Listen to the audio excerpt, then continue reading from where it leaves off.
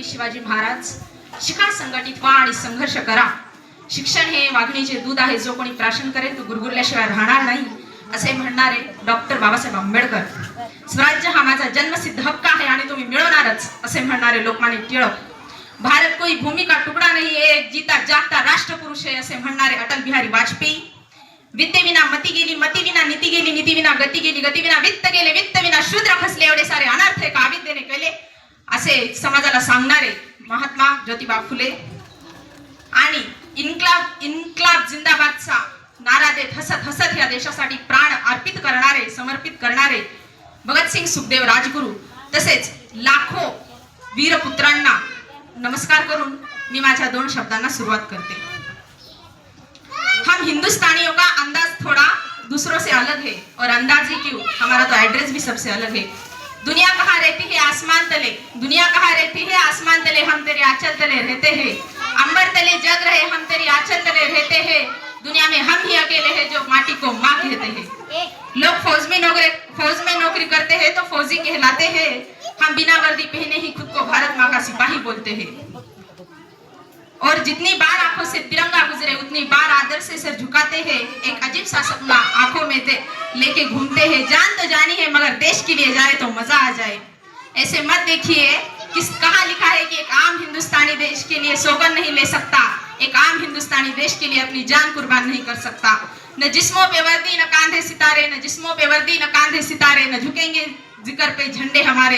पर जान इसारे की जब बात होगी आगे मिलेंगे कतारों में हम, तो क्या जमी पे रहे ना रहेंगे, मुस्कुराएंगे तारों में हम, मुस्कुराएंगे तारों में हम.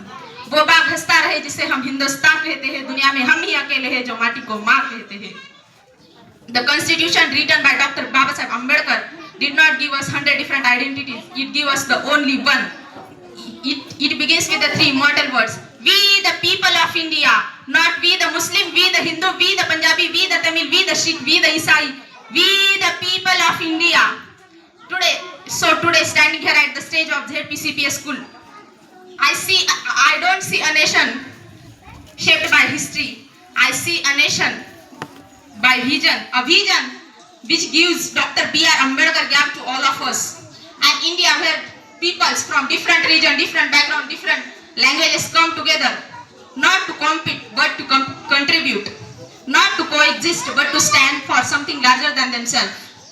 याचा अर्थ मराठीत असा होतो की भारताच्या स्वातंत्र्याच्या वेळी एक जण म्हणायचा भारत हिंदूंचा आहे, दुसरा म्हणायचा मुस्लिमचा आहे, तिसरा म्हणायचा भारत शिखांचा आहे, चौथा म्हणायचा भारत इस्लामचा आहे. पण त्याच वेळी भारताच्या गल्ली गल्ली कोपऱ्यामधून एक आवाज गुंजला आणि तो आवाज, त्या आवाजाने सर्व भारतीयांना एकाच सूत्रामध्ये बांधला आणि एकाच स्वरात म्हणलं, भारत हा फक्त आणि फक्त भारतीयांचा आहे. तो आवाज दुसऱ्या तिसऱ्या कोणाचा नसून तो आवाज होता 9 भाषांचे ज्ञाता, 32 डिग्री असलेले राजा आणि विदेशात जाऊन अर्थशास्त्रामध्ये PhD करणारे पहिले व्यक्ती आणि जगाच्या पाठीवर सगळ्यात मोठे लिखित संविधान लिहिणारे भारतीय राज्यघटनेचे शिल्पकार डॉक्टर बाबासाहेब आंबेडकर. हा जो लढा होता तो अचानक सुरू झालेला नव्हता, अचानक स्वातंत्र्य मिळालं नाही. आणि ब्रिटिश आले केव्हा तर 1600 मध्ये ब्रिटिश ईस्ट इंडिया कंपनीची स्थापना झाली.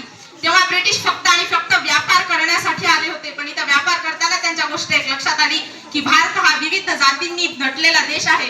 इथे जर आपण जातीच्या नावावर, धर्माच्या नावावर लढलो आणि ह्यांना जर वेगळं केलं तर ह्यांच्यामध्ये फूट नक्की होणार हे त्यांच्या तेव्हा लक्षात आलं 1600 साली. आणि आजही लोक तेच करायला बघतात. पण आपण सर्वांनी एक लक्षात ठेवलं पाहिजे, जाती धर्म नंतर, अगोदर आपण भारतीय आहोत आणि भारतीयच असणार आहोत.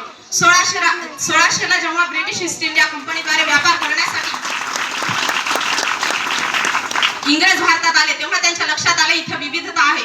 त्याच्यानंतर त्यांनी त्यांच्या आणखीन काही लोक बोलवले आणि व्यापारच्या नावावर आपल्या भारत देशाला गुलामगिरी ठेवायला लागले. पण 1857 साली कानपूर येथील नानासाहेब आणि झाशी येथील आपल्या राणी लक्ष्मीबाई समोर आल्या, लढे द्यायला सुरुवात केली त्यांच्या विरोधात. पण त्या काफी नव्हत्या. पण एक होतं की तेव्हा वादळ मात्र पेटलं होतं की इंग्रजांना पळवून लावायचं.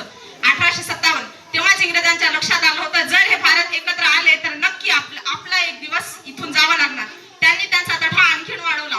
पण 1915 रोजी महात्मा गांधी दक्षिण आफ्रिकेमधून वकील असणारे भारतामध्ये आले. अहिंसेच्या मार्गाने स्वातंत्र्य लढे सुरू केले आणि पुढे आता भगतसिंगाचं राष्ट्रप्रेम वयाच्या 12व्या वर्षी जालियनवाला बाग हत्याकांडामध्ये त्यांचे मामाश्री कता सिंग आणि त्यांच्या मावशीची मुलगी बेला हे दोघं जण जालियनवाला बाग हत्याकांडमध्ये मारले गेले. आणि त्याच रात्री भगतसिंग कितीतरी दूर मैलावरून जालियनवाला बाग तिथे गेले. त्यांच्याकडे तेव्हा पेन नव्हती, दौलत असायची लिहिण्यासाठी. त्याची बॉटल होती, तिथेच घामाने त्या रक्ताने भरलेली माती त्या बॉटलमध्ये भरली आणि त्याच वेळी वयाच्या 12व्या वर्षी शपथ घेतली होती की जान तो जानी है मगर देश के लिए जाए तो मजा आ जाए. आणि भगतसिंग 1919 साली